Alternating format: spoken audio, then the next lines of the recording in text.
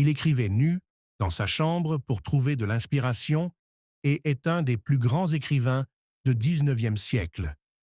Voici l'histoire de fou de Victor Hugo. Le petit Victor Marie naît à Besançon le 26 février 1802 dans une famille liée à l'armée. Son père étant général, il se déplace beaucoup durant ses 10 premières années. À 11 ans, il s'installe à Paris, élève brillant, il se passionne vite de littérature et commence à écrire pendant son adolescence.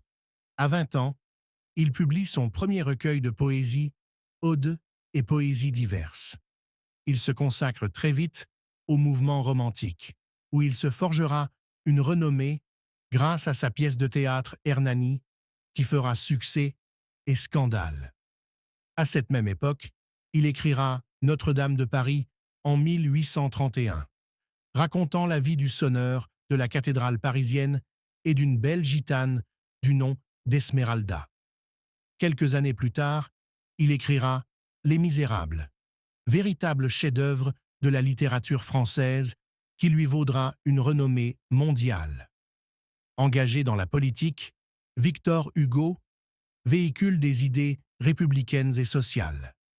Élu député, il s'oppose au coup d'État de Napoléon III, ce qui l'amènera à l'exil.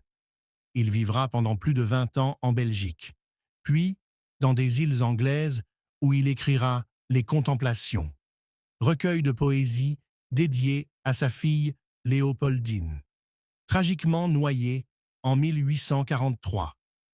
Hugo rentre en France en 1870, après la chute du Second Empire. Malheureusement, sa santé décline et il meurt à Paris le 22 mai 1885. Enterré au Panthéon, ses funérailles rassemblent 3 millions de personnes, dont toutes les filles de joie de Paris, dont il avait été le fervent client.